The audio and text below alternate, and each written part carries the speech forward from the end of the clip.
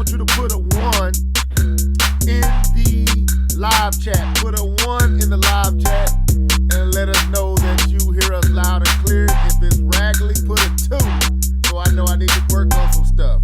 We have been on hiatus for a while, so we just happy to be back. I got K-Bum in the building. We about to do this, so anyway.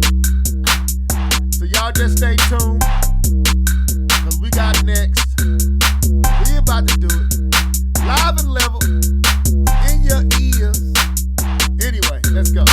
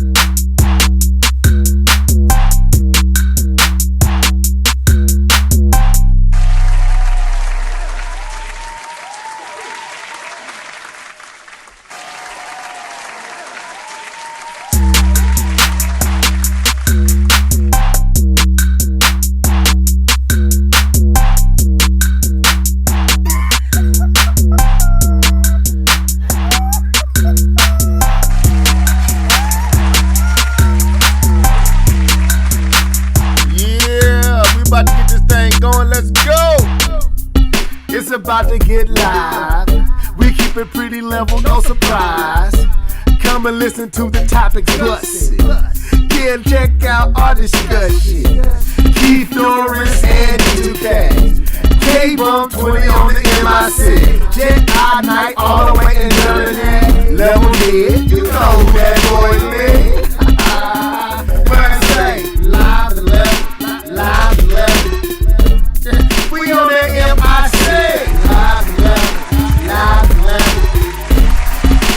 Talking them names, live and level. Take a seat and listen up, man. Live and level. What's up? This is your boy Doublehead back with another Live and Level Gamers podcast, episode 215. Long awaited hiatus is over. It is over. COVID-19 ain't over, but we are back. We are back. What's up, my people? What's up, K-Bum? Yo, what it do, Level? Man, it's been a minute, bro. I am excited. I am happy to be back. I know we've been on a hiatus. We've been gone, but Corona has been here. Well, we let them know we coming back, so Corona, it's time for you to get out of here too. Yeah, man. Hey, I'm gonna be honest though. I needed this break. I know we kept trying to get on. We tried to get on about 3 weeks ago, and it just we tried. The microphone situation was acting up, so I figured that out. I figured out what was going on, and some kind of way my settings had changed, and the Streamlab it took some of my what they call those, some of my stuff, my microphone stuff out, so I had to reroute it and figure out what was going on. But we are here.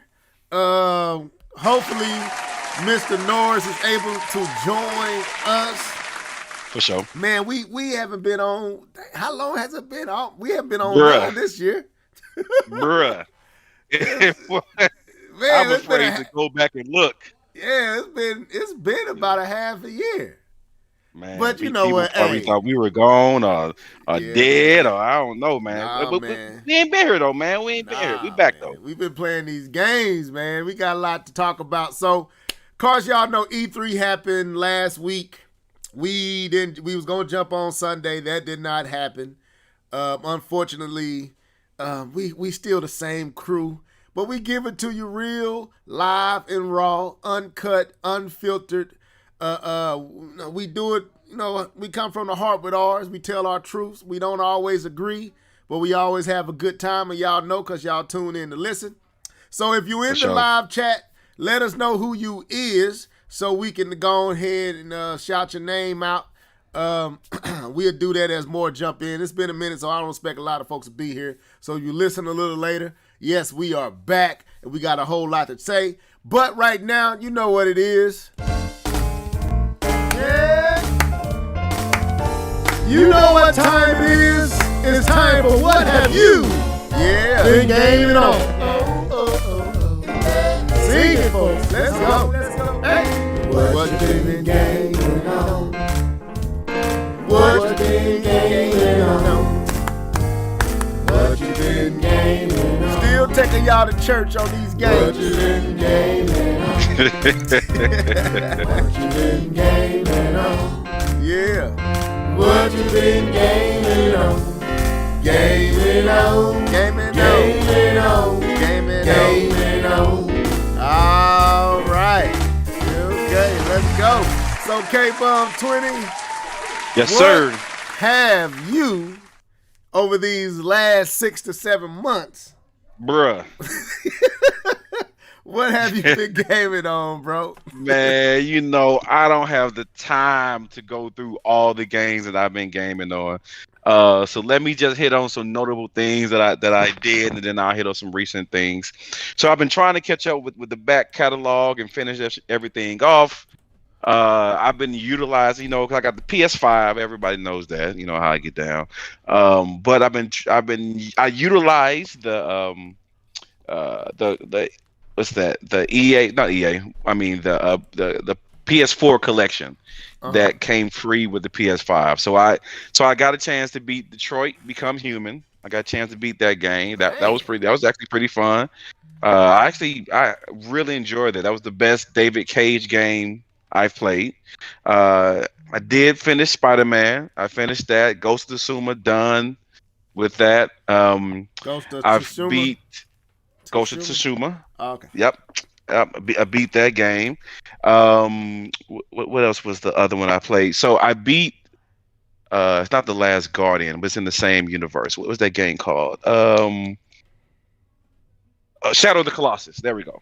I beat Shadow of the Colossus. I got that beat. I've been trying to play that game since the PS2. And they did a remaster for the PS3. They did a remaster for the PS4, and then they had a upgraded version for the PS4 Pro.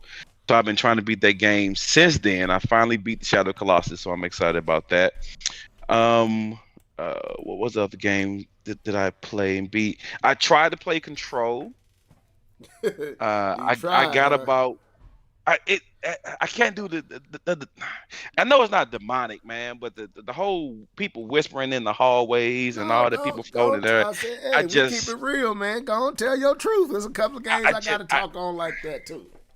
I can't. I don't like it. I don't like it. So I tried to play that, man. I got about 6 hours into it.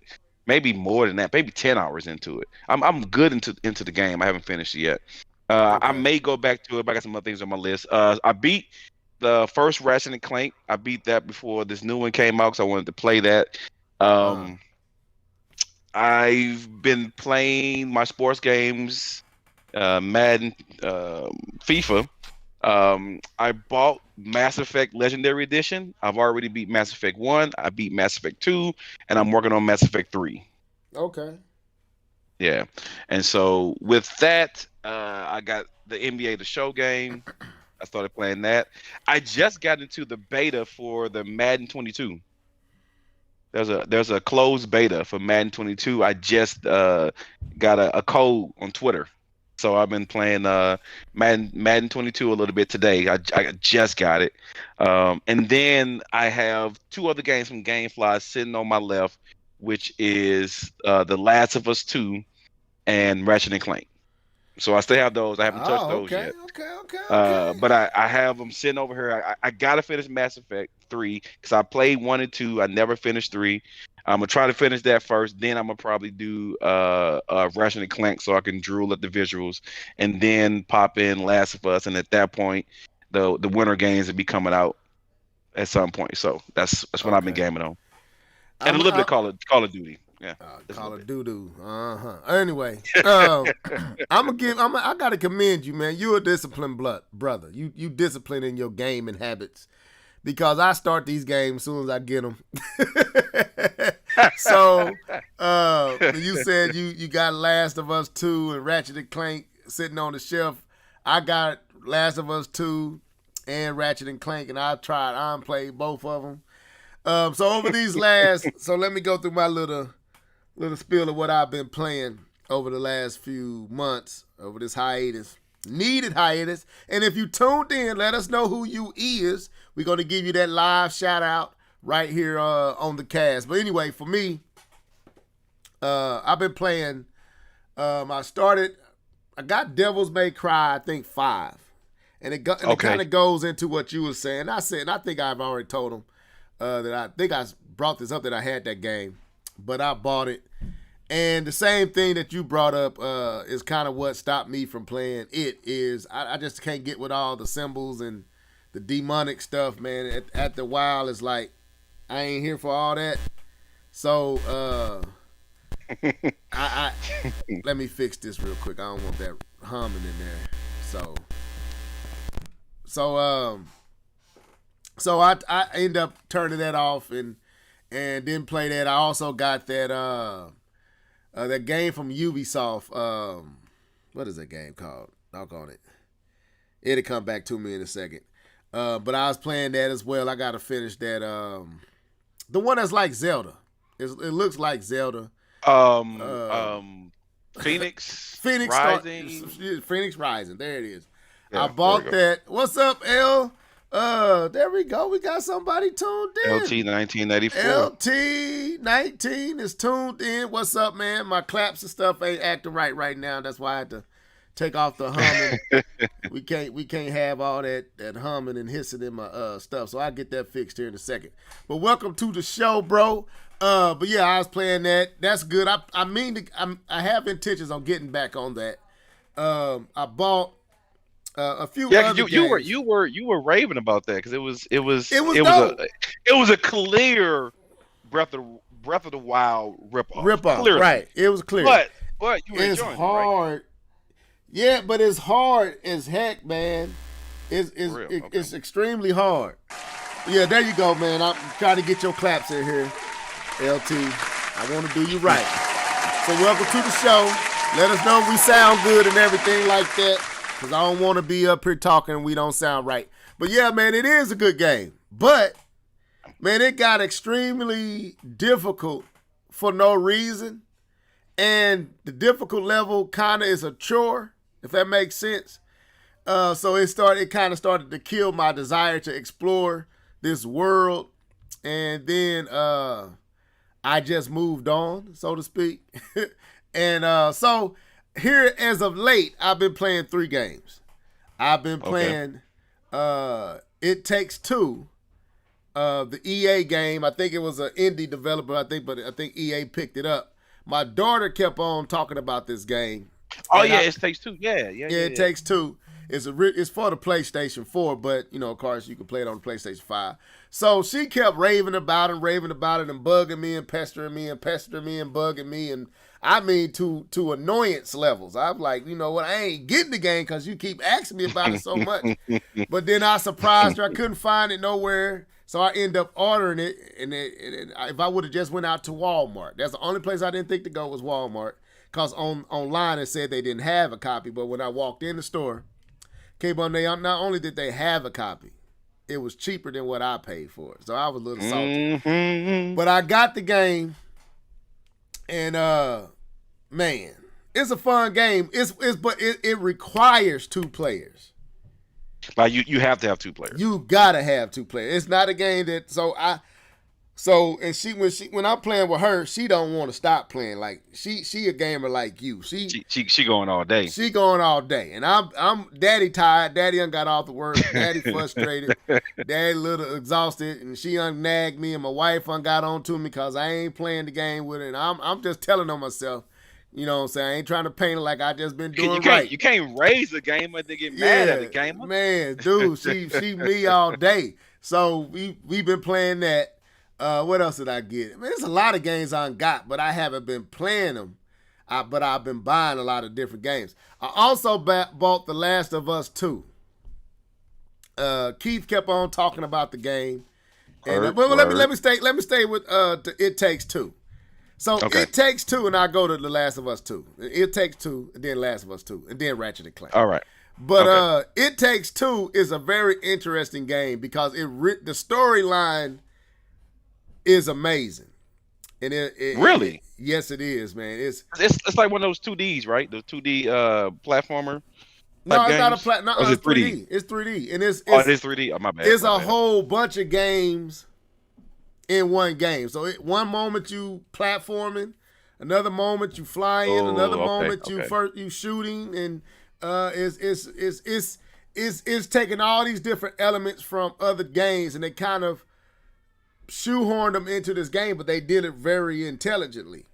But the storyline, dude, the storyline is legit. Like, to not go into too much detail, is dealing with a marriage, and they're on the brink of divorce.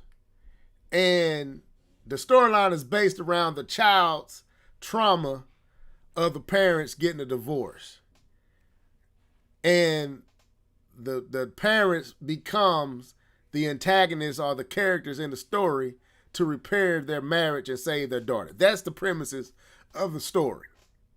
But it's the interaction between the dad and the mom through the story, and everything is and I ain't beat it yet, so I ain't really spoiling nothing, because if you do any just reading up on what the game is, you'll find that out even in the description of the game. So the whole premise is their relationship is being repaired as they try to save their daughter from the drama and the trauma that she's experiencing. And you ever seen that movie from Pixar, Inside Out? I think that's the name of it. I think it's Inside Out, where the daughter was having all her emotions, and it was dealing emotions with their head. Yeah, and you had all these different character colors for her shyness. Yeah. So it's kind of take that premise and put it in this game, and then flesh it out in a video game form. It's kind of like that, and but all her toys and different things represent certain emotions and certain feelings. They kind of sharing the feelings of the daughter to the parents as they going through this game, and the toys is trying to protect her from the dysfunction of her parents. So it's really good. It's a good movie. I mean, it's a good game, man, and I'm really enjoying it. It really forces you to work together. You will not beat the game without teamwork. You can't just run through the game. Like, one person got to open a switch while you shooting this, and the other person got to do that while you do this. So it requires teamwork. And if you got any like dysfunction, like with me and my daughter, like, I'm serious, like, this game can help you. This game can help you with your relationship. Like, let's say if you and your wife was having issues, you can sit down and play this game, and it'll pull emotions. It will pull real for Really? real emotions. Yeah. And let's say you got some issues. Let's say with me and my daughter. Let's say me and my daughter relationship ain't as tight as it should be, and sometimes it's not. This game will pull on those strings to work together, to be more loving, to be more patient, to be more. It's a smart game. Now, if you ain't got no kids or you ain't married, so you don't know, then it's just a game with a cool story. But if you live this life and you know, as being married, capable, you know, it can be some moments in a marriage that can test your behind to your core. So, Yes, sir. And then if parenting, it can be moments with your children where you just have to look in the mirror. I'm a terrible father. You know what I'm saying? I can this game can this is one of those therapeutic games. I've never really thought of it like that, but it could be a therapeutic game, and I'm really enjoying it. We play it. I don't play it as much as she want to play it, and sometimes they get me in the doghouse between both them and my wife. But it's a good game. So anyway, moving on. Okay. Yeah, I heard good things about it. Yeah, it's a good game. Now I don't think you would like it because it's all the stuff that you don't get into. So it's the platforming, it's the cartoon, it's the flux. You know now you probably be like nah level this too little too soft and pedally for me, but it's a good game. So the next game that I get to Ratchet and Clank, and we'll touch on Ratchet and Clank because I want to talk about Sony and E3. But I played The Last of Us 2. I started it. And it pulled me right back in, bro. I thought I didn't want to play this depressing game. Like, when I got done with The Last of Us, the original one, I kind of was like, I'm kind of burnt out on that. I don't want no more of that. I'm good on that story. Yeah, that's how I was. Yeah. But our boy Keith kept on drilling me. Level, you'll love it, man. Level, don't get caught up in all the hoopla around the characters and their sexuality and all that different stuff. Just play the game. I was like, nah, I ain't playing that game. I heard about something that happened in the game. I ain't like that. Something that happened to one of the characters. I ain't like that. And I've even crossed that scene and seen the scene play out. But I'm going to just say, man, the game is freaking good. It just ain't no ifs, ands, or buts about it. If you want to play a walking movie, if you want to play an interactive movie, The Last of Us 2 is that. This is the game. This the game. If you want to you want to see what it feel like to get a movie experience and be able to play a video game at the same time, The Last of Us 2 is where it's at. And I just got to give it all. Now, it's one aspect of it that I got to get used to it, man. It kind of makes me drowsy and what's the word when you motion blurred? Yeah, it gets that motion sickness. It gives me that at points. These are the same people that do Uncharted, right? Yeah, man. It's the same Naughty thing for Dog. me. The Uncharted, Naughty Dog. Uncharted gives me motion sickness. Yeah. Now, Uncharted 2 didn't do it as bad as Uncharted 3. Uncharted 3 gave me motion sickness so bad I never finished the game because of it. That's how Uncharted 1 gave me the most. Yeah. It was the most motion sickness. It got a little bit better with their motion blur technology, but it like if I play Uncharted for too long, I get the motion sickness. Yeah, so I turned the blur out. And what was the other big Sony first title? The shooter, first person shooter. The same people who made Horizon Zero Dawn. Killzone. Yeah. Killzone. I never could play a Killzone. I got real bad motion sickness that I was sick, ready to throw up type of motion sickness. It was really bad. Yeah, man. I end up I turned it off on Uncharted. Not The Last of Us 2. I turned off the motion blur stuff because it's just overdone, and it's still it got better. It wasn't to the point I couldn't play. It's just you can feel that, like, even after I got done playing it, I still felt that offness a little bit, and I don't like that. But anyway, the game is amazing. But then we get to Ratchet and Clank, Rifts Apart. And, bro, I'm just going to flat out say it.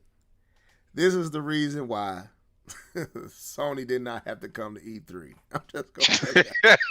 Now, I'm setting this up so that we could talk about, because one of the subjects is Sony, no E3, no problem. We're going to deal with that, and I'll go into Right. more with Ratchet and Clank and what Sony has been showing with Horizon, what is it, Far West or some Forbidden West, I think.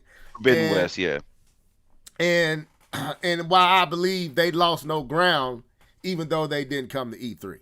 I want to talk about that. But anyway, Ratchet and Clank is the showpiece that will demonstrate the difference between the PlayStation 4 and the PlayStation 5. PS5. Ratchet and Clank is Pixar in a video game. It's smooching Pixar. It's literally caressing Pixar. Just imagine a beautiful, shapely woman that's anyway, Lord, let's keep it in the let's lay save today. But Ratchet and Clank is like a curvaceous, beautiful woman. Visually, man, this game is ridiculous. Really? When you see it when you see a scene of it in just a quick snap of it, and it ain't in motion, you be like, man, that looks amazing. But just imagine that in motion.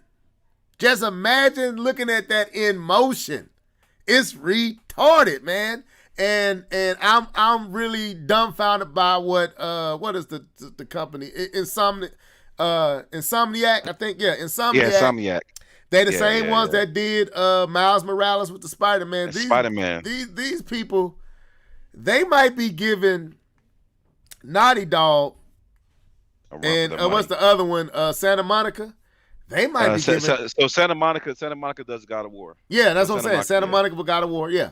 So Naughty Dog and Santa Monica and other studios, Insomniac might be giving them a run for them. But now, didn't Insomniac do what is that? Sunset Overdrive. Sunset Overdrive. Then they do it. Who does the gun with Infamous Son? Who does that? Who makes that game? Oh crap. Infamous. I think that maybe. Crap. I'm drawing a blank now. Yeah. I thought that was Insomniac. Welcome to the Serve First Name Basis. I ain't got my stuff set up quite right, but welcome to the show. First Name Basis up in this joint. We got First Name Basis. We back, man. We've been on a 7.5 year hiatus, but we gray haired, but we still up in this joint. Stop. But we've been here. We've been gone for about 6-7 months. But anyway, yeah, man. Ratchet and Clank, A Rift Apart is that deal. Like Sucker Punch. That's Sucker Punch. Sucker Punch. Like to me, Sucker Punch. I think they're the ones who did Sunset Overdrive. I'm sorry. No. Yeah. Did Sucker Punch do Sunset? I thought Insomniac did. Because one of them left PlayStation. Remember, they left PlayStation and went over to Xbox. Yeah, but that's games the same over there. Right. That's the same people. You're right. That's the same people that makes this game. Right. So yeah, you're right. Yeah, and then they came back. They did. Sucker Punch did Ghost of Tsushima. I just remember Sucker that. Punch did Ghost of Tsushima. Now, don't get me wrong. Those first parties from Sony ain't playing. We don't want to act. We don't let. Look, okay, I'm getting okay, the Sony. okay, I'm getting okay, the Sony. okay, Got okay, riled up. You see? Look at him. Sorry. I'm sitting back. Okay. So, hey, bro, but you can't lie. Sony hey, first party. Hey, I'm drinking the juice. I'm drinking the juice. It's not Nintendo.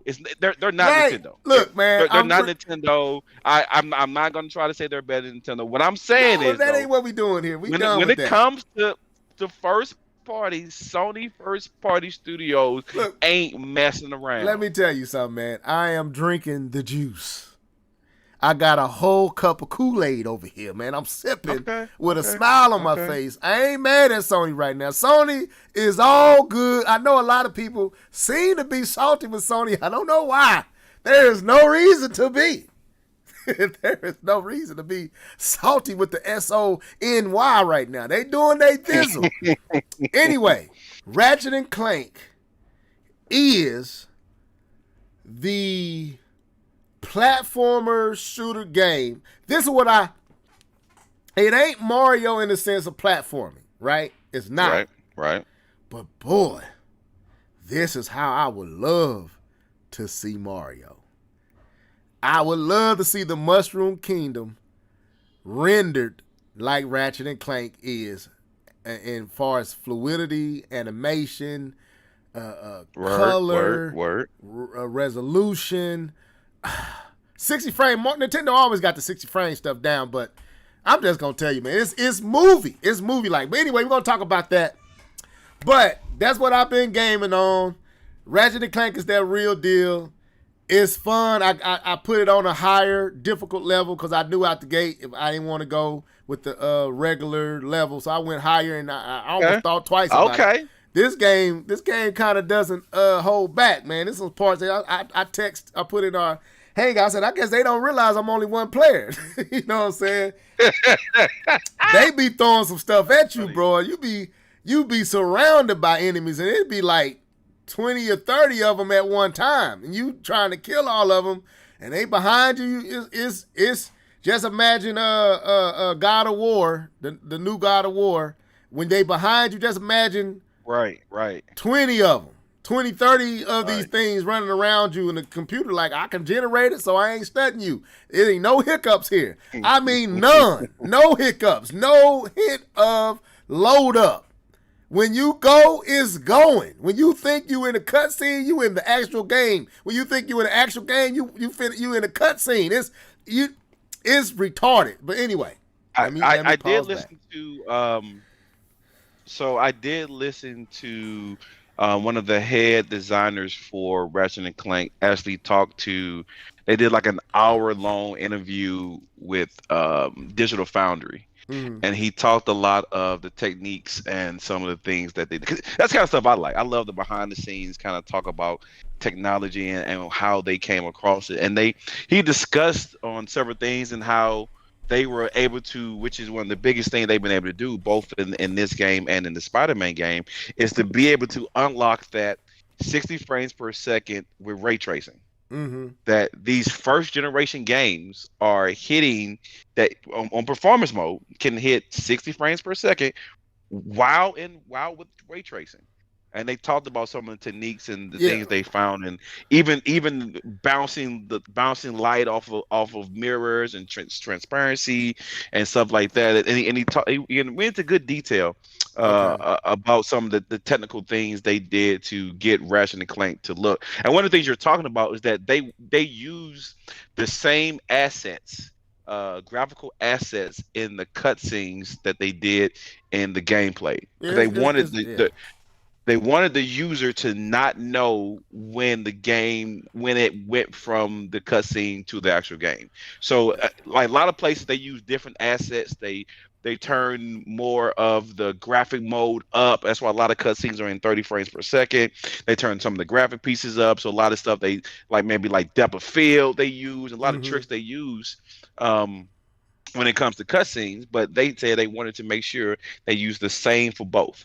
Right. And it was really cool. And even with the last piece, I'm gonna get off that because I listened to the whole thing. It was really cool. They talked about the going through dimensions. They talked about that and how it started. And then what it was is they knew that they were doing the game for the PS5. They knew that, and they knew some things that the SSD was going to give them, and they started to just mess around with it. And they found out that they can push it harder and harder and harder and harder. They talked about one of the scenes in the game, I don't know if you got to it, where it's a split screen scene where you have both Ratchet and the girl on this screen at the same time. It's like a split screen. And they talked about how both environments are rendered in real time. Yeah. Have I seen this? Yes, I have seen this. I think so. And they said that you couldn't do that before because you didn't have the memory storage, or you didn't have the speed of the hard drive to be able to have both of those in memory and pull those assets like that. Well, and he says there are some cuts in the scene they can do that are movie-like cuts. You know how Star Wars does that wipe on the screen, right? They can do that now because they can load it up in memory so fast, and so you see that it wipes the screen like how Star Wars does. I was going to tell you about the new map is up, but it's because of the functions of the PS5, and I think that's dope, man. I was going to tell you. I don't want to spend too much time on it because we want to get to these E3 top. Right. But I'll say this. two things that let you know this is legit. One is one stage, man, where you got to keep going back and forth from the future to the past. I won't tell you what's going on, but you got to hit these stones. And when you hit the stone, it literally changes the whole stage to the past. So there's a whole new visuals, a whole new landscape, everything, because this planet is back in its lively living state, and it's instantaneous. Like you hit it and you running. It ain't hitting and low. It's pop and it changes, and you can run. You had to see it to understand just how fast this thing happening. Boom, change, go. It's literally not even second. It's like under a second. As soon as you hit it, you can run, and then it'll change the whole stage. They say they're loading everything up in memory. Yeah. So and then when you have the top guys at Xbox, at Microsoft praising the developers of a game like Ratchet and Clank, you got to give them they do. So anyway, y'all didn't come to hear us. I got to look. Like, the level head, he jumped over to Sony. He on the cable. Nah, man, I'm still a Nintendo guy, but I got to give respect to Sony. In this generation, just enjoy your games. Enjoy your games. Stop pulling that past nonsense into today. If you love Xbox, love Xbox. If you love Sony, love Sony. If you love Nintendo, love Nintendo. And how these console war stuff is stupid. If you're still doing this arguing over console, it's stupid. Just play your games and enjoy what you're doing. Yeah, it's too much to enjoy. I ain't got time to hate on Sony. Sony doing this thing, and I'm liking what I'm seeing from Microsoft, and I'm loving, of course, what I'm seeing from Nintendo. So let's get into this. Whoa! I think we got somebody else that just slid through. If I'm not mistaken. Oh, you better play all the games. You better play them games where they hit. Keith, man, what's up? Man, it's been too long, man. What's up, bro? Listen, I'm not gonna be able to. I can say for a little bit, but I'm getting my car working on. Are they still working on that joint? Man, so I don't know if y'all know anything about cars, but I'm getting my brakes done, and the brake caliber thing was broken. I had to go to the store and find a new one. Yeah. And then I didn't understand what I was reading. I thought it was $89, but they was like, no, it's only $89 when you bring the other one back. Okay. Yeah. Okay. So it was $160. Mm-hmm. See, I changed my own brakes, so I know what you're talking about. I learned how to change my own to save that $300 at the shop. I was like, I can do this on my own. So, but anyway, welcome to the cast, Keith. Since you here, do you want to go through what you've been gaming on, or you just want to pick up where we at? Which one? Because we finna get into this E3. Since I won't be here long, man, I'm kind of gaming on a little bit of everything. Mass Effect, came on, convinced me to go ahead and get that. Yes, sir. And I'm be honest with you, that first one is, oof. I remember playing it, I remember beating it, but going back, boy, it's 2021. It's missing a lot of those things that we use now in modern gaming. Man, it's missing a lot of it. It's dated. It's dated, huh? You feel the datedness. It's dated, bro. It kind of ruined the memory. Yeah. Not even lie. I beat Resident Evil 8. Or did it, however you want to say it. I actually played it, beat that on Stadia. Right. You still boy, Keith, you keeping Stadia alive single-handedly, bro. I'm the only one. They need to pay you, man. They need to pay you, Keith. Go ahead. What else have I been playing? That's pretty much it. Like games that I've been going through. I've been obviously, not obviously, but apparently I didn't really play Forza Horizon 4, but I just booted that back up, and I was like, I ain't did nothing. I've been playing Forza. I think that's it. Okay. And my kids been playing a bunch of games. They've been playing a bunch of Mario and all the other good stuff. But. Okay. All right. Well, let's get it, because we 40 minutes in and we ain't even got on E3. We talked about Ratchet and Clank for about 20 minutes. Gave K-Bum just the biggest smile. But anyway, let's go into this because we got a lot to cover. So E3. was last week. Trizzle. Trizzle. And we saw a lot of development studios doing their thing. I think it was kicked off by, if I'm not mistaken, who kicked it off? Was it who was it? Not Capcom. Was it EA? No, I EA think it didn't do was anything. Yeah, EA didn't. EA Yeah, didn't who, do it? who was Ubisoft. it? Ubisoft. Ubisoft. Trash. Just trash. We put it like that. Capcom. Rehash. Capcom's trash. Who else? Let's get through the trash that we ain't even talking. I ain't got nothing to say about Ubisoft. I say Mario and Rabbids look good. I won't front. It looks good. But Ubisoft, Yeah, let's go. Ubisoft was trash. That was a trash conference. I It was wouldn't even say it was trash. I would say it was rehash. Like we already know what Ubisoft gonna bring. It's like right, you watch the Ubisoft conference for that one game, only one right. game, because it's only gonna be one game that they're gonna be this different. But they're That gonna give you divisions and all the other stuff. that's why I called it trash. That what you saying is why it was so predictable. It was so we've been here, been there, done that, seen that, played that, don't care. Oh, rabbits and Mario. That's what it Right. was. Bruh. They Like, oh, they doing showed another one? some games on their sizzle reel that I didn't know people were still playing. Like that. They showed For Honor, Yeah, there it is, For Honor. Right. and I'm like, whoa, people still play For Honor? You Is this have the same one? DLC for Honor? Who's playing that? What 5 people are still on your server? Yeah, man. It's ridiculous. Oh, we will be on this cast tonight. The Clippers gonna lose their third game straight. But anyway, that ain't what we're here for. So, so then Capcom, I think Capcom was even worse than Ubisoft, in my opinion. Capcom was even worse. It's like, why did y'all have a press conference? Like y'all showed, they showed, what was it, like 4 games? It was like 3 or 4 games, and I think most of them were already out. Yeah. Like they spent a good 5 or 10 minutes talking about Resident Evil. I swear I beat that game. I know I just beat that game. Why are we talking about Resident Evil? Yeah, I was dumbfounded by what Capcom did. It was like y'all had us here for that. Then of course, you had the studios and they did what they did. But we won't talk about the main studio. We want to talk about Sony, Microsoft and Nintendo. So the rest of it, if y'all there to hear that, we might remember something from them press conferences and that. I don't care. So let's move on. I remember that. Yeah.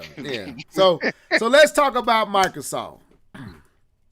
And I think Microsoft was on Sunday, right? Yes, it was on Sunday. Microsoft and I guess Bethesda. Yeah, it was a Microsoft combination of Bethesda. Microsoft and Bethesda. So just at this 44 mark, Keith, since you don't have as much time, I want to give you all the space because K-Bun going to be here. We probably be here another 40 minutes. So give me your take on what Microsoft and Bethesda and their press conference they showcase. What was your take on it? How you feel about it? Forza Horizon 5 was beautiful. That was a beautiful game. I was shocked. But It was a beautiful game. But overall, I think Microsoft press conference was wow, somebody just shot outside. I think it was mediocre. I don't think anything was spectacular. I think Microsoft seems to always play it safe, and I think it's because they have a lot of I hate to say it, but like Game Pass fodder. You know what I mean? So you got a lot of Game Pass-esque games. There was a lot of trailers, not a lot of gameplay. Like I was really excited to see Starfield, but I still don't know what it is. I still don't know what type of game it is. I don't think they even went But into it's too much exclusive, though. explaining it. It's exclusive, though. But they got Cool. What Starfield, is it? though. I'm messing. But, Go you ahead. know, I ain't mean to interrupt you like that. Go ahead, man. But overall, I think it was mediocre. If I was to give it a score, I'd give it a C. I mean, they did give games, as Mr. D2K would say. I think a few years ago he said at E3, and they kind of still give us doing the games. same thing. They did deliver games. You can't They did. knock that. You can't knock that. But I will say this, and I give it to K-Bon because I didn't watch the whole thing. I just went back and pieced it together. Halo. Why did we go backwards? Why did we go backwards with Halo? You showed us last year how terrible it was, and what was the guy name? Craig. Mm-hmm. Craig was Greg. like, yeah. Like, why did we go back to a trailer? You could have said, okay, these are the new improved graphics that we've shown are gonna show. No, you went back to a trailer that didn't give us anything. It's like, are you I mean, really improving the game? they showcased the multiplayer. I mean, they did And showcase it. they showcase the multiplayer, but we know that's not how the main game is gonna look. Word. The main game is gonna, it should blow our socks off, in my opinion. But True. and cool, kudos to them. The multiplayer is free, yay, cool. That's But that. But I spent some time on that. That's cool. okay, but yeah, but overall, I think it was mediocre. I think it was safe. Overall, I give them a C. But I give them an A in the fact that they are delivering games. And Game Mm-hmm. Pass, they're justifying Game Pass. So I give them an A in that area. But overall, it was a C. Nothing wowed me, nothing shocked me outside of Forza 5, Horizon 5. I like how you did your grade. I like how you separated the Game Pass approach from what they showed. Because if you don't have a Game Pass, I feel like what you said to see is accurate. But I get Yeah. my take on that. But you hit it right on the nail because you kind of gave me thoughts.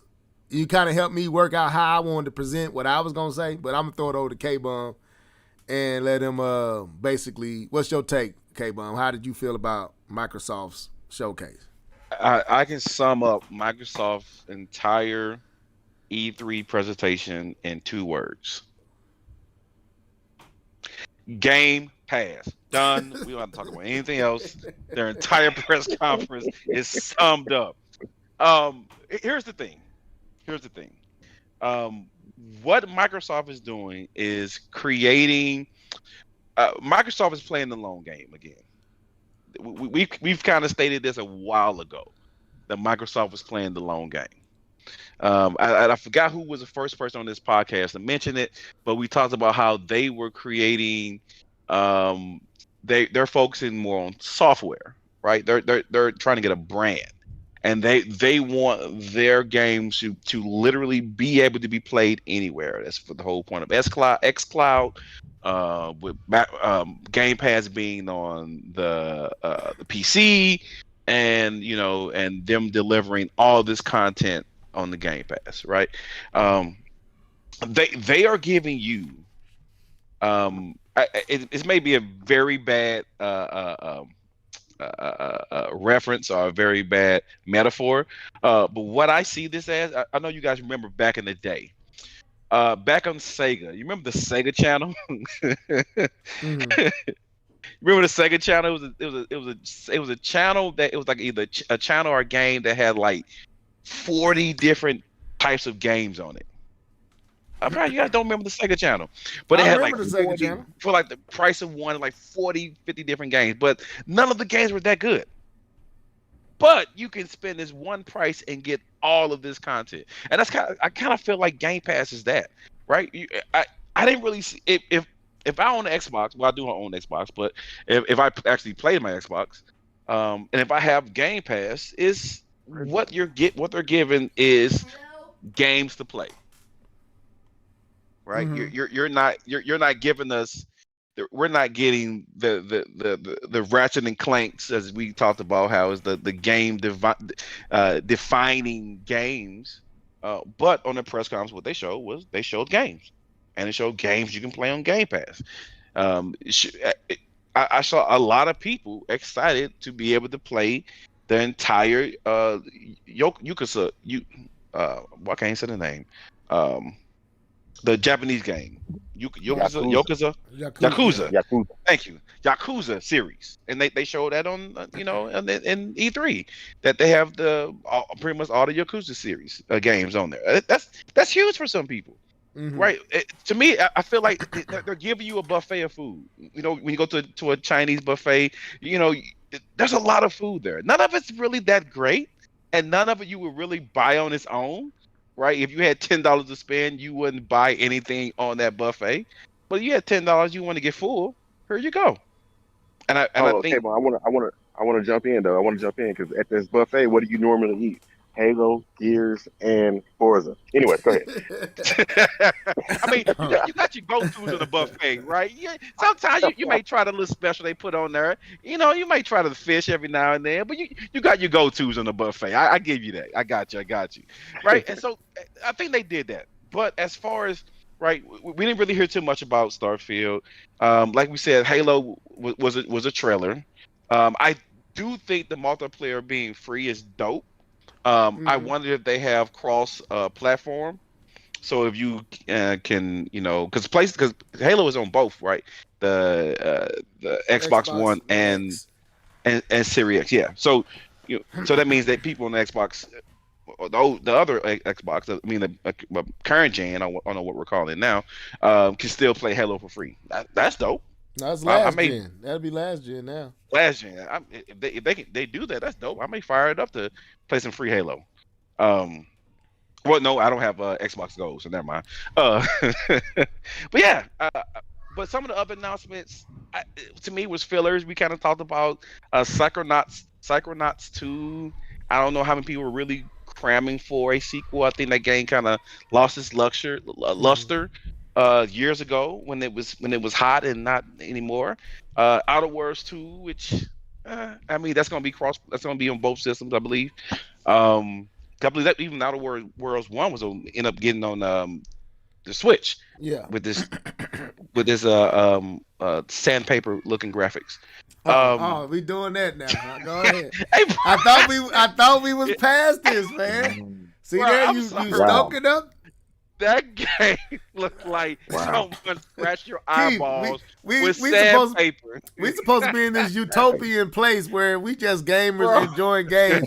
Here K-Bum bringing up the old world in. Look Bruh, at you, man. I'm Stop it, man. Don't make me go back to the old me. Go You ahead. play it. You Go play ahead, Outer Worlds on K-Ball. the Switch so you can play it on the go. You don't play it because it's superior. All Everyone right. knows that. We I'm can get past gonna that. let you get that little joke off. Go ahead. All right. And I'm gonna close up. So, and then they show some other games like Age of Empire. I was very surprised, and the Microsoft Flight Simulator. Like those games, I was just really because console players we don't really play those.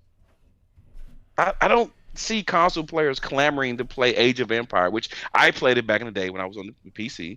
And Microsoft, the Flight Simulator. I know me and Keith have talked about that for a while now because it's a beautiful looking game on the PC. I was just surprised to see that at the press conference. I just feel like they were just stuffing it with games and not really games that people were really interested in. They're just showing you, hey, that's another game, Game Pass. Here's another game, Game Pass. Here's another game, Game Pass. That's how I felt. So they gave a lot of games, and if you have an Xbox with Game Pass, you are going to be satisfied because you're going to have a bunch of games, but you're not going to have those genre-defining games. I didn't see that at the press conference, except for maybe Starfield, and all we got was an announcement and like a picture and a little trailer thing. Right. So I don't know. Okay. If I had to give a grade, maybe I would kind of.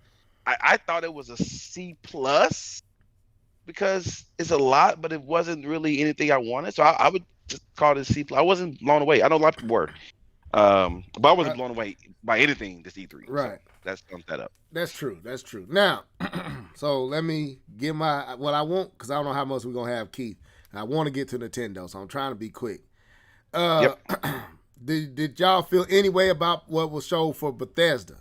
From them acquiring Bethesda, did you see anything that they showed of those games? Did any of those games stand out to you, or are they about the same? Just it's Game Pass, it's free. If you purchase Game Pass, or was it something that you see that you would buy if it wasn't? Would you buy it if you didn't have Game Pass? Absolutely not. Okay. All right. Starfield. I mean, that's Okay. the one that interests me. Hey, Lon. That I would probably get. Hey, man. What up? And what is Starfield? It's a game that come out on Xbox. We don't know what it is. Well, I mean, Okay. they said sci-fi. They won me at sci-fi. Okay, so let me give my quick take, and it kind of goes what Keith said. I don't because I know after talking about Ratchet Clank, I'm gonna look like I'm up in Sony, but that's not the case. to me, Xbox was a little boring for me as a person who has not purchased an Xbox Series X. And what they showed did not hook me to want to go buy an Xbox Series X yet. They didn't have a game that I'm gonna be honest with you, I don't really remember much. It was just a lot of stuff. It was a lot of games, but it wasn't no game that I could see me paying $60 for. So, Right. If I had Game Pass, I'm pretty sure those who have Game Pass, and I kind of had on Twitter, me and Alex was kind of talking because he posted something, and I was chiming back like, "What conference did you watch?" I was just playing with him. What conference did you watch? Please show me, because he said they killed it. I was like, well, shoot, send me the link to that that showcase, because clearly what I saw, but then the game, I think it was UK, but it might have been Keith. I'm not for sure. But y'all kind of was the one that made me realize, oh, that's because of Game Pass. And I'm like, well, as a consumer, I'm not here for Game Pass. If I buy the Xbox, Game Pass might become a reality, but I know how I am now. There's a lot of them games I'm not going to go back and play. And it's almost like Netflix. I don't play games at that clip, so I'm just going to be overwhelmed by all the options. And I'm like, man, I don't know what I want to download. You know what I'm saying? So, and that's kind of how I be with Netflix. It's like, I don't know what I want to watch. So much here. Do I really want to watch? Oh, dang, I can go watch. And then I just get, I don't watch nothing. Or I start something and I don't finish it. And that's kind of how I probably would be with Game Pass. That's kind of how I am now in general. So Game Pass ain't appealing to me as a gamer because I don't game like that no more. I buy what I like and I play that. I might only buy, and I said it on Twitter, I might just buy 2 or 3 games a year. That's where I'm at in my gaming. I ain't trying to keep up. Oh, you playing that? They playing that? No, I'm playing what I want to play. If it didn't intrigue me, it ain't getting my attention. It ain't getting my money.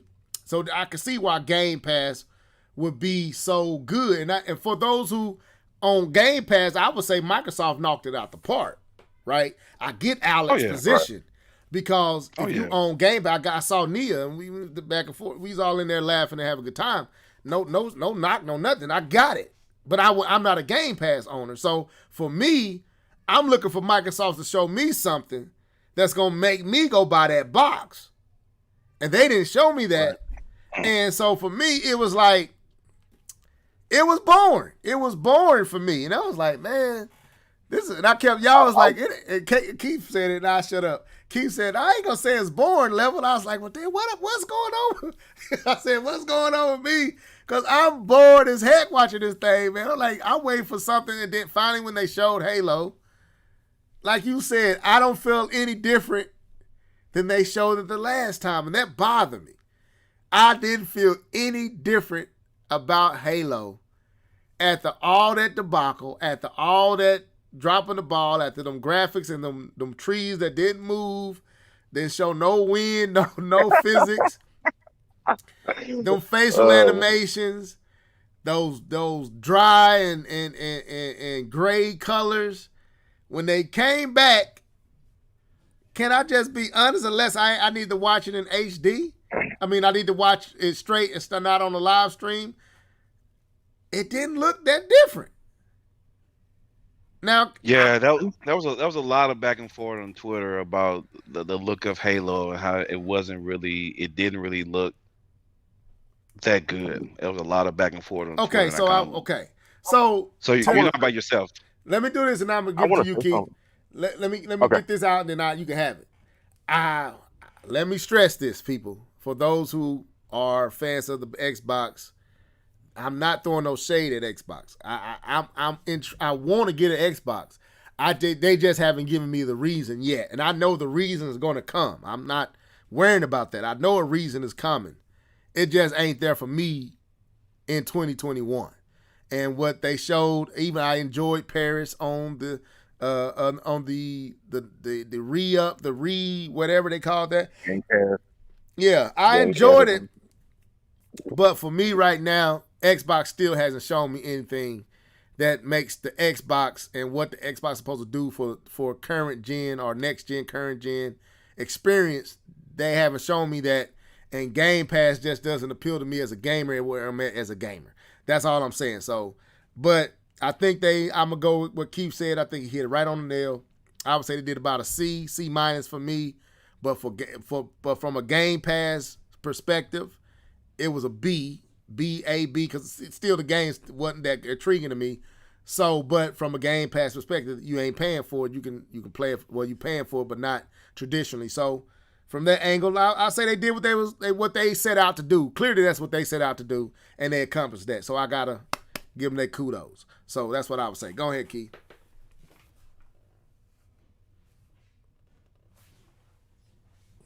Hello? Hey, if you're talking, Keith, we can't hear you. Yeah, you might be muted.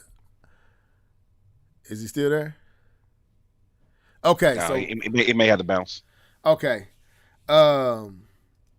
Well, anyway, so yeah, that's my take on it. And if he jump back in, I'll turn it right on to him.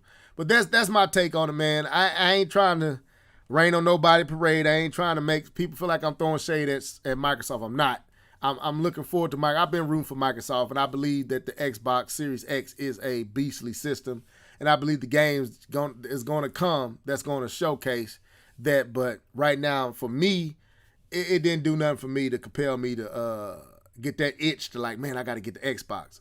So right, that's where I'm at with it.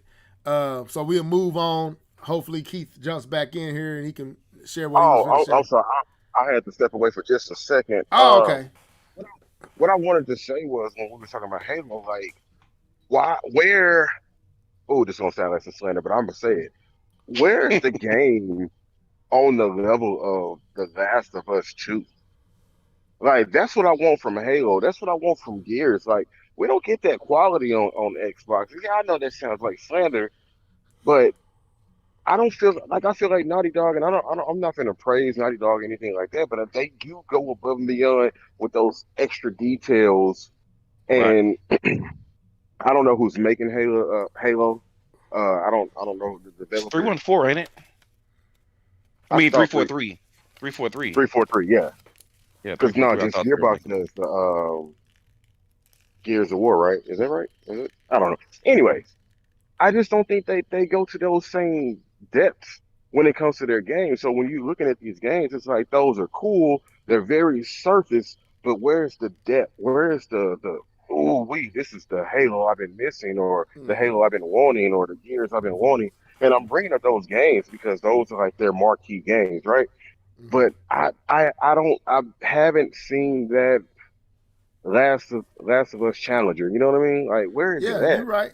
And it's been years, bro. Years. Where is it? Can I throw this on what you saying? Put a little salt and pepper on that steak you seasoning up. It seemed like Microsoft, when you back in the day before consoles was really competing with PC had this amazing look, but it also looked stiff and robotic and it lacked like a life to it.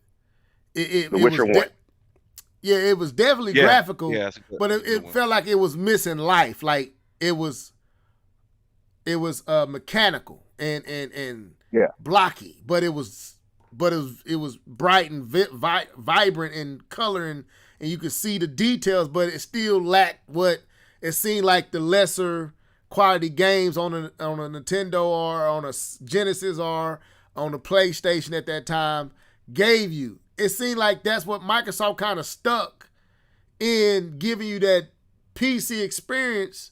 And I don't know if this might be a cheap way of putting it, but it's like, where's the life? Where's the, well, like you said, Keith, where's the passion? Where's the, like, you really wanted to, I don't know. It's like something missing. It feels like something be missing with the games, and I don't know. I don't know what it is. I don't know if it's. I don't know. I don't know what that is, man. But it is something missing. The graphics, like Forza. Forza looks amazing. It's a dope game. Now that's a racing game. It's a beautiful looking game. Yeah, it's a racing game, and I don't really think you should expect what I'm talking about from a game like that. But a lot of their games have that Like Forza is supposed to be empty. Is what it is. If you want to race and stuff, it's going. But it ain't really got nothing. It ain't no story. But Microsoft seems like a lot of their games have an emptiness to them that it seems like Sony has figured out how to got over that hump of that emptiness. They figured out how to fill that void. Nintendo been doing it, but it seems like Sony has found out how to fill that void where they games don't feel empty.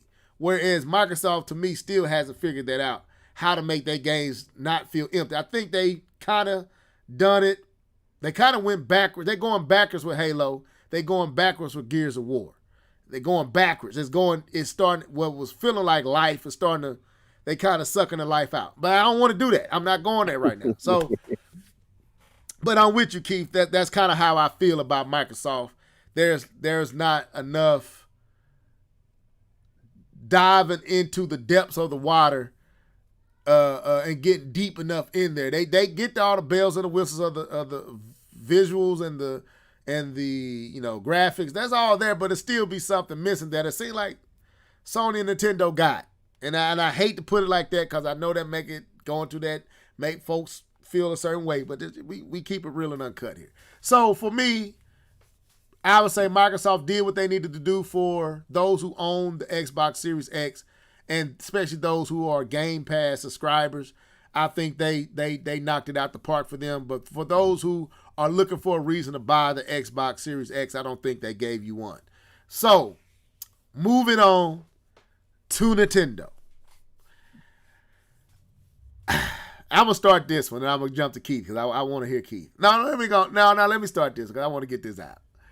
And I'll be real quick. They was, boy, I was a boy, this was almost a failure. This was almost like Nintendo. What y'all doing? What y'all hurting my feelings. But that Breath of the Wild. That Breath of the Wild pull and that Metroid Dread, that to me, that's what Microsoft doesn't have. Cause honestly, this was not a great direct. By no means. Let's just be honest. It was not. Anybody try to act like that was a great direct is lying.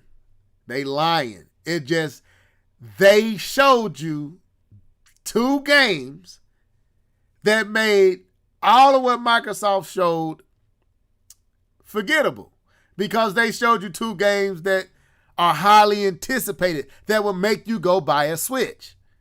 You would go buy a Switch for Breath of the Wild 2. And my Lord, all that 1.5 minute, 2 minute teaser wheel had so much stuff packed, Link's arm, the fact that they never showed his face when he turned into the little water and went backwards and went through the brick and came. I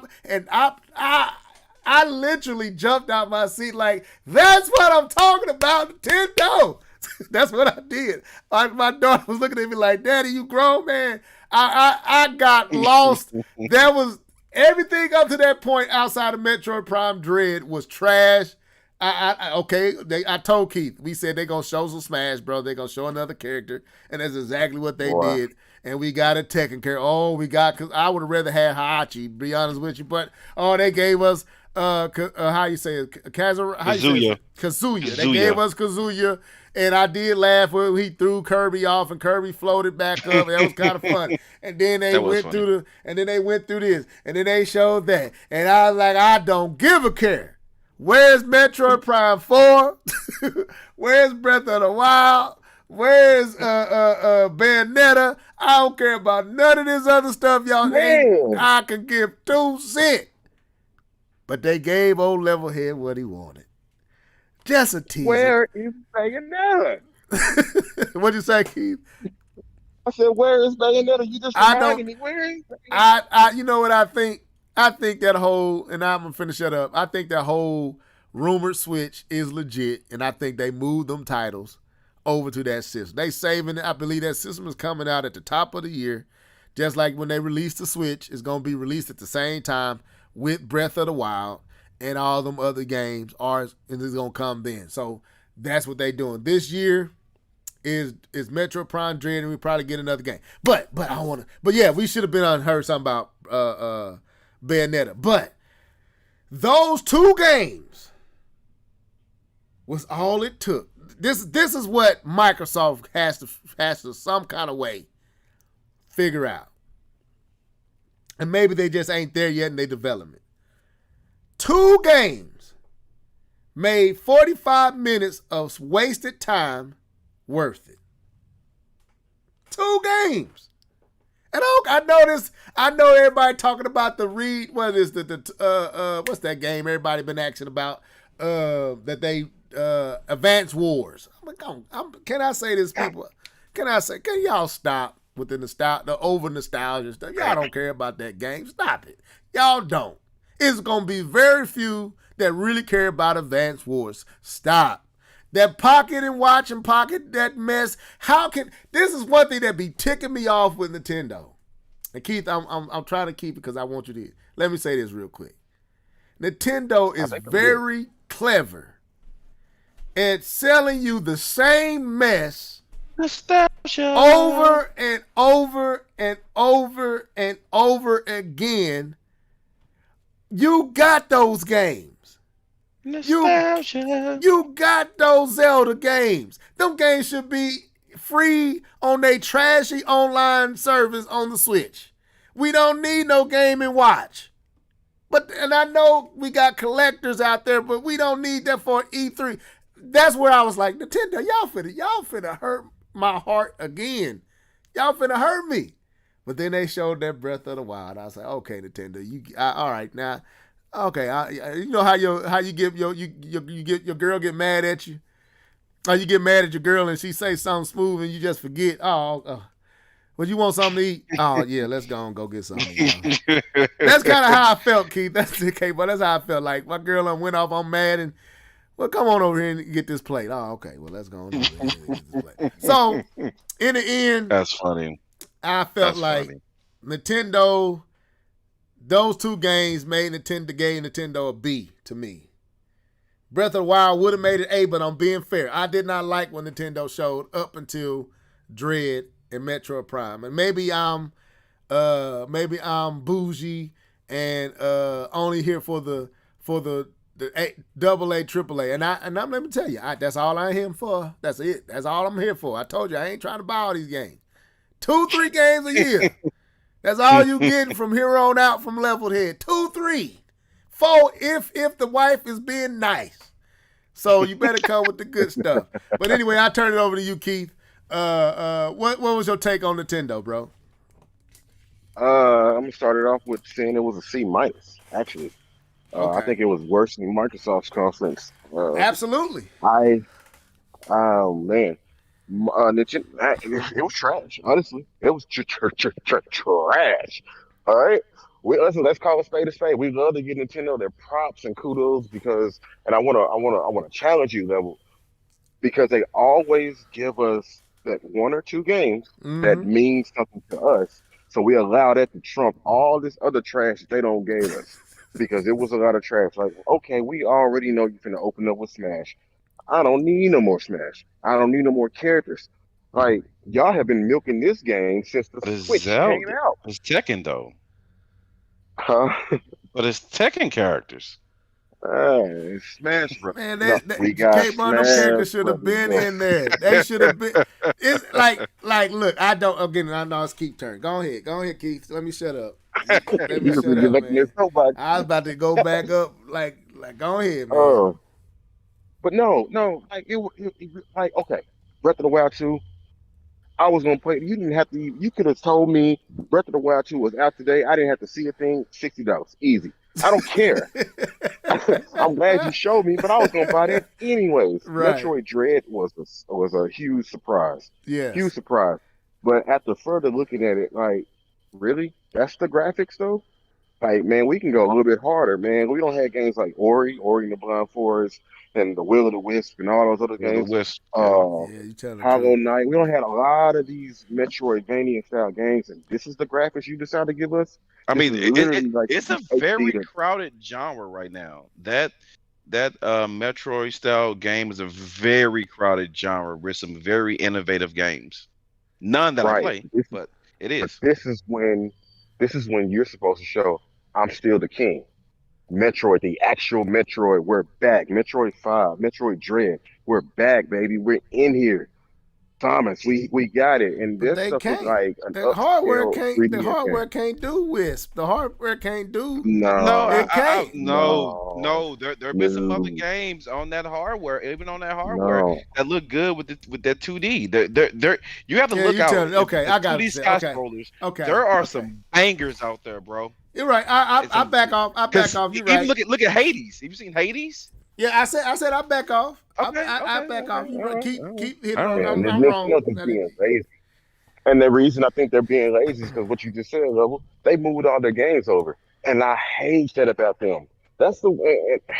I'm gonna give Sony their props here. That's what we don't get from Sony. It doesn't matter. They got a PS5, PS6, whatever's coming out. They go still gonna give us their best But they before lied the though. console's They over with. lied and said them games wasn't on the PlayStation. Let me stop. Go Man, ahead. that's You know everybody was They making that lied. a big console. deal, man, They because they lied about lied. that. They They lied because them lied. games Look, was supposed to be on the PlayStation 4. listen.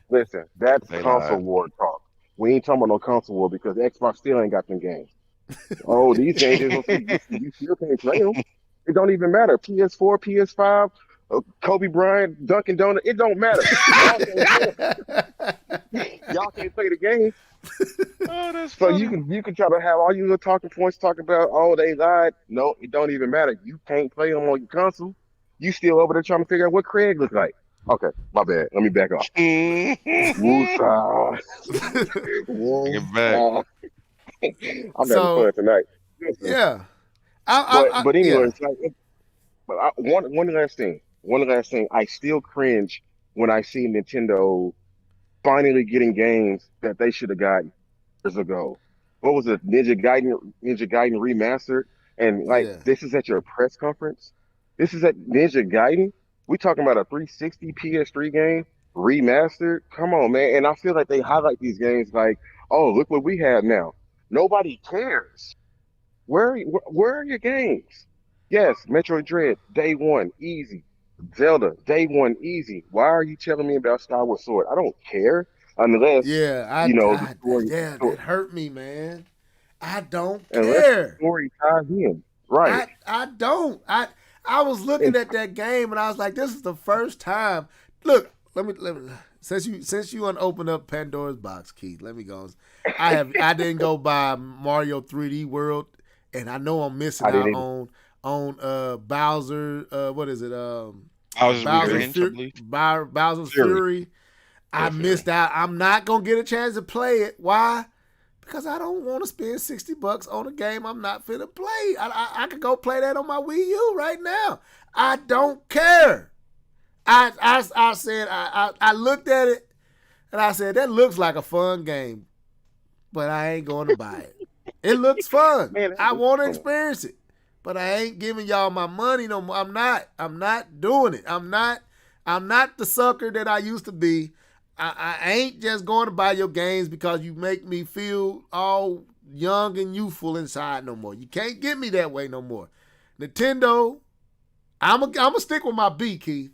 I'm gonna stick with my B, cause Breath of the Wild. Actually, I don't even think we got a letter that could that could evaluate my love and appreciation for this game and for that series.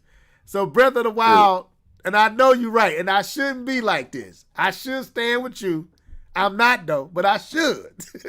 I should stand with you and give them a low grade for all that trash and filler and paper and duct tape that they put up on that 45-minute showing us stuff that, like you said, stuff that we unseen, stuff that ain't even worth showing, stuff that you should have got a long time ago. But Breath of the Wild was more important than anything Microsoft showed. But you were gonna buy that anyway. Judge Dredd was more. It was the surprise, and it was more. It was more meaningful than Halo. Do, Yeah. do you But, like? I wanna. Let's jump in there. We having fun tonight, y'all. Hey, we back. Listen, this is what this is what Nintendo. This is what they're great at, though. I gotta give them praise. Like people always say, it's Mario. It's the same old, same old. but they always do something different to make you want to jump into the game. I want somebody right now to tell me from Halo 1 to the latest Halo we have now, have they actually done much to the gameplay? And I'm pretty sure they have technically. But if you put them up on the screen, could you really say, oh, that's Halo 3? Or, hey, that's Halo, what's the latest one, 5? Or is 5 is the one coming out? 4? I don't know. I think it's 5. Like, Gotta be 5. they all seem so uninspired. Like that Bowser's Fury, I haven't played it either, and I'm just like you. I don't think I can buy that, honestly. But I've heard a lot of good things about that portion of the game, Yeah. and a lot of people were saying, "Man, Nintendo should go in this direction," and that's exactly why they won't. If But, if they ever get off but that evergreen, I will get it. But if I right, ain't going to spend like $60 on like it. Nope. I played the first Gears of War on PC. Beautiful game. I played it in. Oh, it wasn't 4K. It was like 1440p maybe. Beautiful. And then I played Gears of War. What's the latest one? 5? Yeah. Yeah. So I played and beat Gears of War 4, and then I played and beat Gears of War. I didn't beat 5. I'm sorry. Excuse me. Scratch that. I played 5. I got really close to beating it, but I didn't finish it because I got bored. Those games are so uninspired. I get it, the story and all that, but it ain't. It ain't. Microsoft is uninspired, I think. And that's why Nintendo fans love to love their games. At least Nintendo gives you some new inspiration. You know what I'm saying? Breath of the Wild versus Skyward Sword. That's two different Zelda games. Right. Completely different Zelda games. It's the only thing they share in common is the name. And there might be some story elements as well.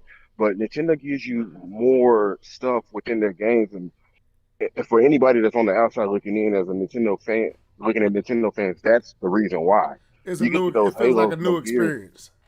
and it's a new experience. It's something Yeah. like, oh, this is a new experience. It ain't, oh, I'm just gonna go run and jump with Mario. I mean, they might put a water pack on his back one time and piss you off, but hey, it's a different experience.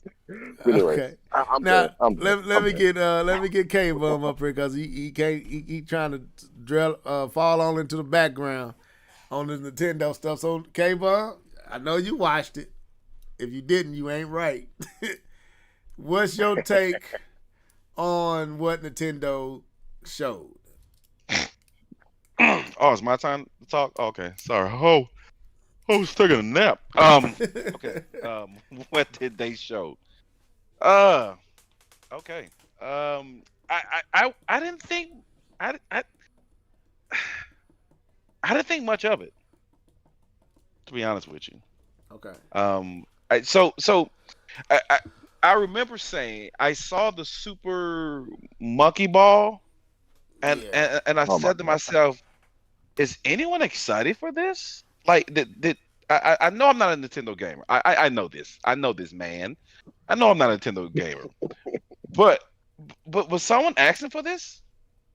Did I Nah. miss the letters that they wrote into Nintendo to make this game? Can I add I this to looked that? at it. Let me add this to what you said. I forgot all about Super Monkey Balls. That's so. Anyway, go ahead, man. Wow.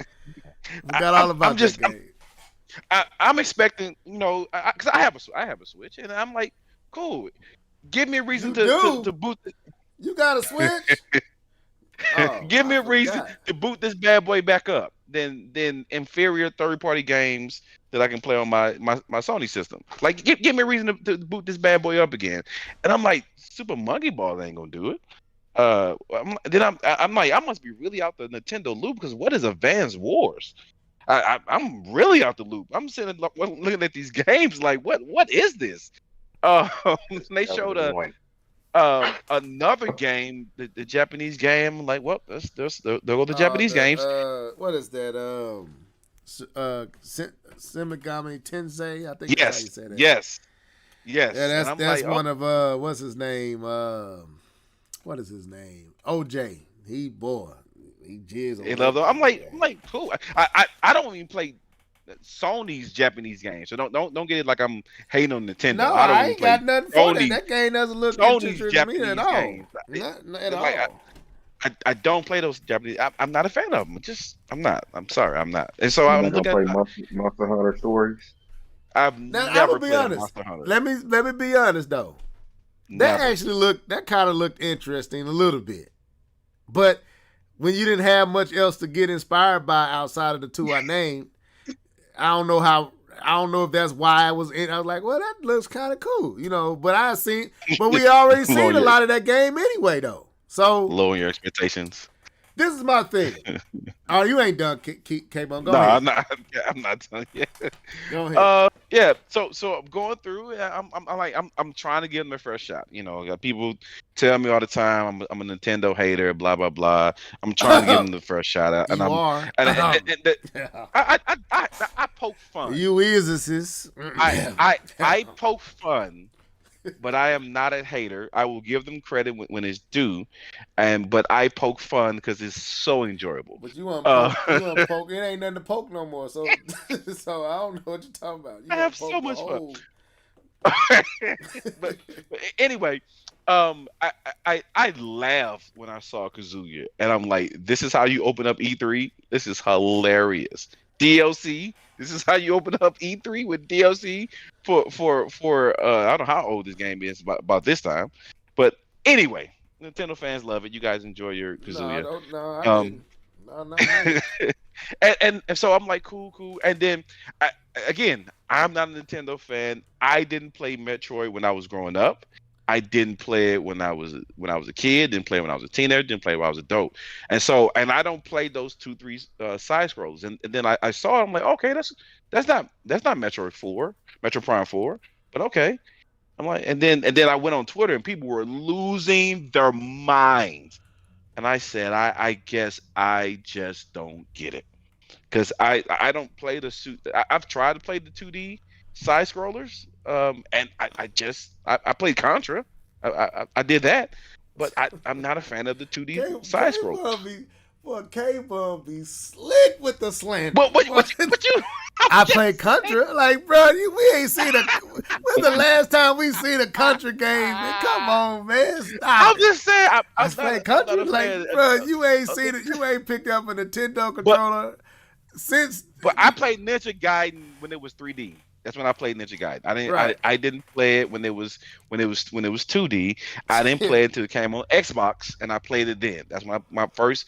Sorry, that's not my first time playing Ninja Gaiden. I did play it when it was side scrolling. I didn't care for it. The first time I liked Ninja Gaiden when it was 3D, when it came on the Xbox 360, and it was hard as crap. I actually played it on my Xbox 360 or Xbox. Yeah, was that OG or 360? Which one was that? That was OG, wasn't it? Yeah. OG. Yeah, I played on the Xbox OG. I remember. I played it and I beat it on OG. 2 came out on the 360. On 360. I didn't play 2. I didn't. 1 was good enough for me. I played that one. So, I'm like, I guess people like it. And then they show Breath of the Wild, and it was cool, but I thought it looked. Nothing stood out to me about the way the game looked graphically. I'm like, oh, it's cool. I thought it looked cool. I thought it was cool what they were showing. That game looked amazing, bro. The hair, I saw the hair, and I'm like, that was cool. But nothing really jumped out to me. I'm like, okay, cool. I hope they fix some of the things that I had gripes about on the first one, and I have a plethora of a list of things that I had issues with the first one, but cool. We knew it was coming. It's exciting to actually see it, but it didn't blow me out the water. I'll probably try to give this game a try too.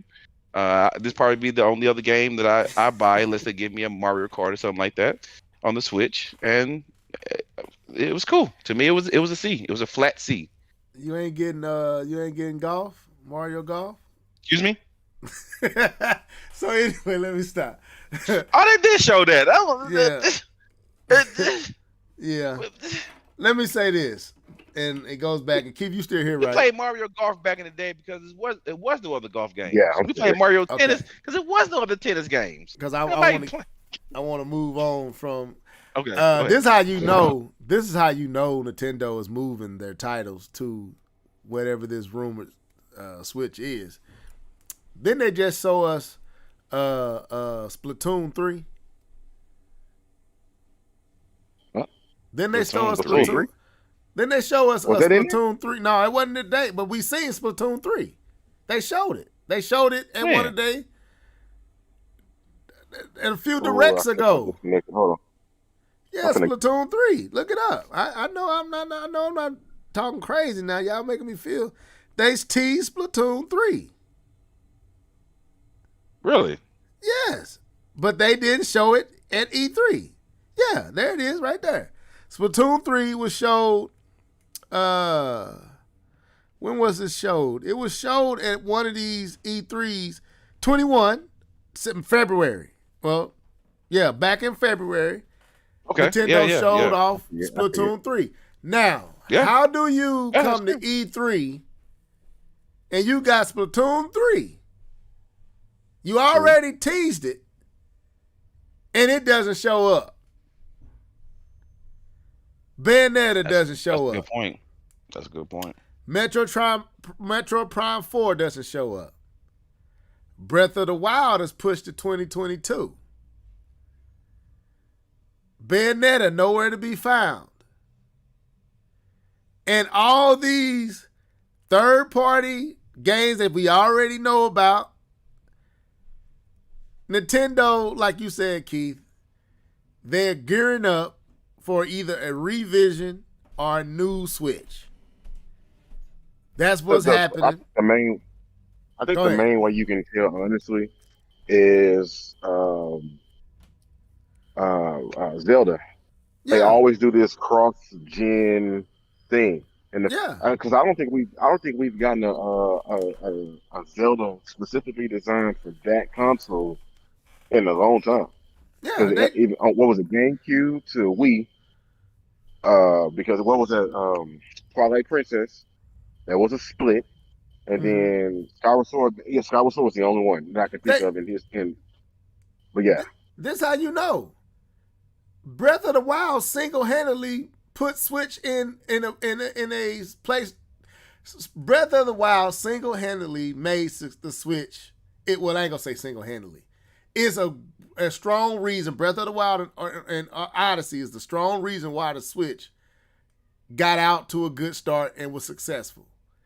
They ain't gonna unfollow that formula and throw the Breath of the Wild on this Switch when they know they got another Switch coming at some point. They gonna hold Breath of the Wild, and they know we gonna wait for it, and they gonna launch Breath of the Wild with that Switch 2 or Switch Revision or Switch Pro next year at about the exact same time they launched the original Switch 5 years ago. That's what they're gonna do, and then you're gonna get the real presentation or direct that we desired, and we might get a teaser of it later on this year, but they ain't finna mess up themselves right now. And that's what ticks me off about some of our fan base, or the fan base of Nintendo, is they act like they really are excited for Advance Wars when they know they not. They act like they really are. Now Metroid Prime Dread, I'm gonna be honest, I actually started going back and getting into the lore because I didn't really know Metroid Prime's story. You know what I'm saying? I knew she, I don't really know all about the Metroids and Mother Brain. I know a little bit, but not enough to understand the lure and what made Fusion and what made Metro, that whole storyline that's continuing. I don't know it. I didn't really pick up Metroid, really get into Metroid Prime. That's when I started really getting into Metroid. Just like Zelda, I really didn't get into Zelda until Ocarina of Time. That's when I became a Zelda fan. So I'm sorry, I don't really know all the stuff, so. oh man, we got to pull your Nintendo card. Give me your Nintendo. Nah, this way. Oh man, yeah, let me go ahead and hand it over. So, but I'm just being honest. I think I'm gonna be honest with you. Sales suggest that many of all the people that's going crazy over Metroid Prime Dread ain't really Metroid fans, because the sales say they not. Yeah, Metroid don't sell. So that's the least of the big hitters, right? That's why that's why it took so long. That's why it's taking so long to get. Well, it ain't really. He said hardware, which that's a whole nother next podcast. We're gonna deal with that subject, Nintendo and their hardware, and the fact that we are just now being able to get the 5th story in a 2D video game. Like, that's really kind of strange. But go ahead, Keith. Yeah. Yeah, but let's peep game for a minute. I know we want to talk about hardware next. I was going to say next generation, next podcast. And somebody's really having shooting. Uh, peep game. They Nintendo is slick. So what they're doing with the Zelda series, man. I don't know if y'all can hear that or not, but what they're doing with the Zelda series is you coming from the Switch, right? So this next Zelda is going to push. This next Zelda is going to push the Switch to its limits. But the next console that comes out is not. It's like, oh, we can play off and we can bridge the graphics. How am I trying to say this? The next graphics aren't going to be that impressive because we're going to tell by Zelda because they're going to use Zelda and you're going to forget because you're going to get lost in their world, but you're going to forget the fact that that they're not really exceeding the graphics because look at the Wii U. The Wii U was still able to play Breath of the Wild, 30 frames, 25 frames. It don't even matter. They were still able to play that game regardless on the Switch, and it had the Switch controller, which in some cases may have been better than playing it on the Switch. So you're gonna have the Switch, then the Switch Pro or whatever Switch, whatever the next thing that's gonna come out, and the graphics probably won't be as amazing because Nintendo's is they got the game on lock. Who cares how great these graphics are when you playing Zelda? I don't know. That's just a thought. I hadn't No, really I fully got. thought about it, but it was just something that came about when you were talking. Right. I bet they like, man, what's wrong with the level live and level podcast? They don't. No, man, we just real. We all past. We 30 and up, man. We ain't got time for it. Some of us 40 and up. You know what I'm saying? Well, maybe I'm the only 40 since I know these young bucks on here with me. But anyway, so let's move on to this last portion. Then we get out of here. So Sony didn't show up, and in my opinion, and this is just my opinion, and we will see what the fellas feel. Sony didn't show up, and I don't think neither Nintendo nor Microsoft or anybody really made them regret it. I think we. Oh, I know this. I I know heard. this. I know I'm in some deep water, but let me swim through it. I I think Sony was very strategic in their that whole state of play when they showed Horizon Forbidden Zero down. West. Yep, I keep calling Zero down. Yeah, you're right. That was very strategic. It was right in the window of E3. It was just outside of E3 enough to linger through E3, and then they released Ratchet and Clank. I think the week before or of E3, if I'm not mistaken. I think it was the week before. No, it was the week of E3. On the 11th, right? Yeah. So Ratchet and Clank comes out on June the 11th or the 10th or that Friday. E3 starts up. So you got Forbidden West and all that glory that they showed there. Then you got this just technical showpiece that is Ratchet and Clank. Then E3 comes, and I'm just be honest, Breath of the Wild to me competes with anything that Sony showed. Maybe not graphically, but just what it is. And then I think Metroid Dread was enough of a shocker to be another game that kind of stood above the pack with a Ratchet and Clank and Horizon Zero Dawn. Microsoft didn't show anything to me that kind of went up there. And it made Sony look like, see, what was there? What point was we? What reason was there to go? Because we look at what we said about all the other conferences. We said Ubisoft was trash. We said Capcom was trash. We said I can't even remember who else. Square Enix. Did Square Enix do anything? Yeah, Square Enix did something because they showed the I think was probably the best game shown all E3, which is the Guardian of the Galaxy.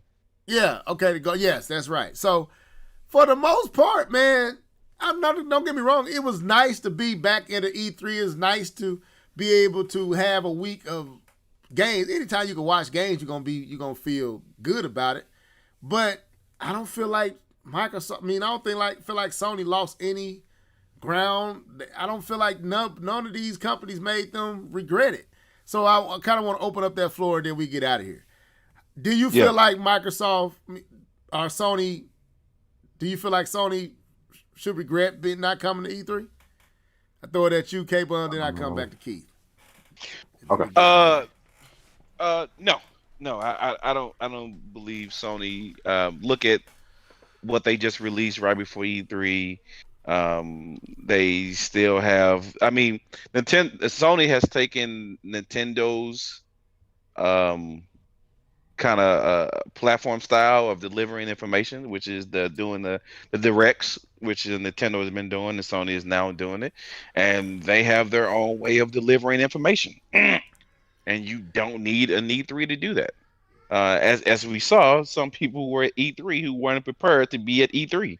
So I don't really, and the fact that even with what was shown by other people and people giving it their best, as in Microsoft showing you maybe 10, 15 games probably, which is kind of like the old E3 formula of old, right? Showing all those games, but still not getting. I feel they had the best conference, but I don't believe it was anything mind blowing. If going back from previous E3s, so I don't believe I don't think Sony is kicking themselves saying, "Dang, we should have been at E3." Um, EA didn't even show up at E3. EA didn't show anything. Sorry, EA showed Battlefield. Sorry, I take that back. They did show something. They showed Battlefield. That was the only thing they showed at E3. And they have their own conference in July. Their EA Play that are going to show in July. And so Hey, I'll take that here, guys. All right. okay, okay, Okay. yeah, I'm finishing up. Yeah, all right, but yeah, I don't. Yeah, I really don't think they lost in the ground, and I don't think they feel bad for not showing up. And I don't know if they did good by not showing up, but we don't have the luxury to slam them like we have some of the other people. So yeah, I believe they came out looking better. Okay.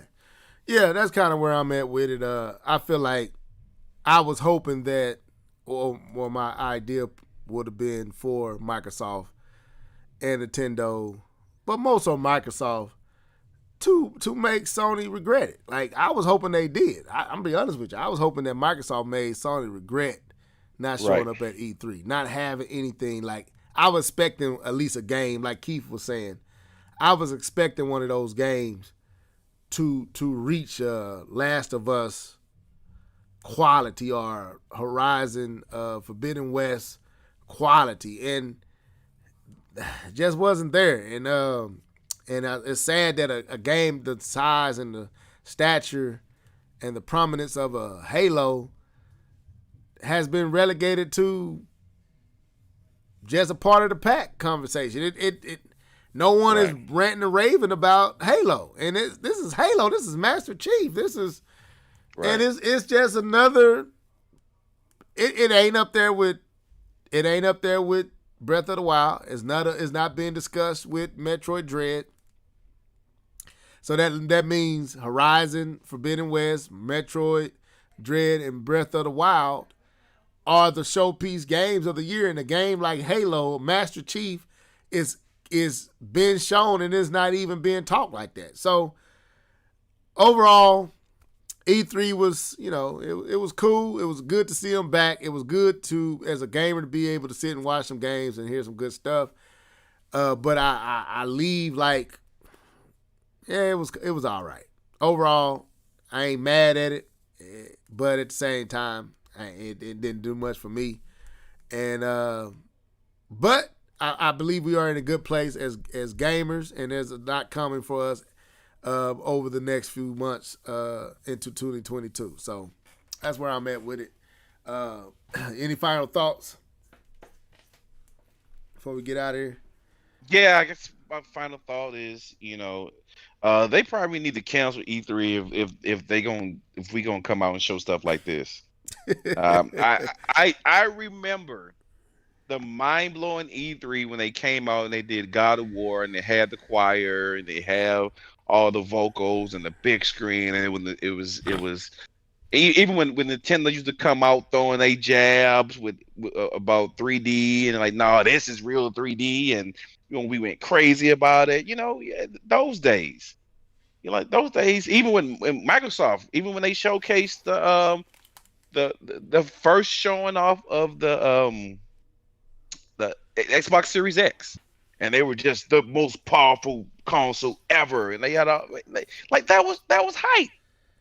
I don't think we had I guess the closest moment was the Breath of the Wild, but I don't even think that's even close. I think we're just saying that because how poor the Nah, E3 bro. was. Nah, we not saying Breath of the Wild was It's that. but But that I that was get you. that I was get you though. that I was get you. not on the same level as God of War when they showcased God of War. It's not on the same But level. man, But when Nintendo said this is that's 3D, to me it's not even on the I same think that's level to me, preference. I man. think that's preference. For me, it It was. may For be, me, man. for me, It Breath of the wasn't to Wild was me. up there. When I saw Breath of the Wild, you talking about the original or two? I'm talking about the two when they showed two. Yeah, like to me, two. No, it ain't never gonna be like the original showcasing the Breath of the Wild because we had already seen Breath of the Wild 2.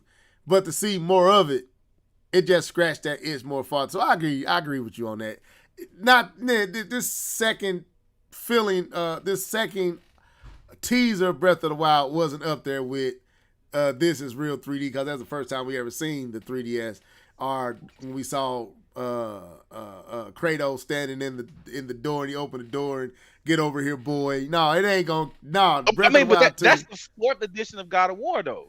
But So yeah, but I that understand was what that you're was. saying. But we hadn't seen God of War in a long time, and that was God of War first time on the True, PlayStation 4. true, And true, true, yeah, true, so true, true. that's what I'm saying. Breath of the Wild ain't the first Zelda, but when they showed Breath of the Wild and they changed it up, I was like, oh my God, they showing. So yeah, I would say Breath of the Wild 2 might not have lived up to that level of hype, but it was right there, man. But I'm with you.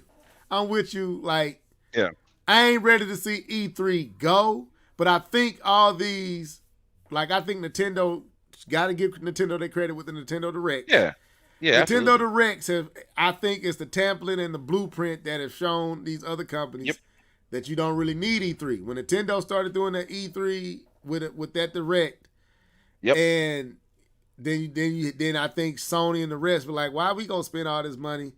And All this money. then they all tried to do basically Nintendo Directs for E3, and it don't hit the same. You need to see the people and the stage, and like that's what Nintendo doing it and still having the press conferences, and it's like watching basketball with no fans in the stage. It ain't the same. True. So I think True. this year was more because we didn't get to see the fans and the live reactions, and Nintendo can get away with the Direct because you got the live reaction from Sony's press conference, from Microsoft press conference, from EA's press conference, the people in the crowd yelling and hollering, and we didn't get none of that this year, and it kind of felt empty, and it felt like they kind of phoned it in because of the circumstance. I think they kind of did give us, oh, this a do. We just trying to, and I think they saying we kind of done with E3. I think they saying we done with E3. But that's what I end. Go ahead though. I end up talking. No, about that's all I had. Oh, okay. Well, with that being said, man, we gonna get out of here. So, we had another comment. what was it? Let's see. I wish Ratchet still had. M8B. Let me see what that says. Let me turn this. It says, and welcome to the show, bro. You came a little late, or you might have been hearing this the same thing. He said, I wish Ratchet and Clank still had its edge. Give me a little bit more, explain it a little bit more. Explain it a little bit more, then I can try to. I'm not sure what that means. Yeah, I don't know where you're coming from with that. So welcome to the show. Yeah, just type in there a little bit more on what you're saying, and then I give you my thoughts, my opinion on what you're saying. Yeah, I don't get that comment. Yeah, it still had its edge. Like, are you saying it's not Yeah, I need more. I need more explanation on explaining what you getting at. What you saying? What you doing? What you saying? We got next. Come on now. I'm gonna shut us down. This is the body. Watch how we flex. Dripping with sauce. Flexes on deck.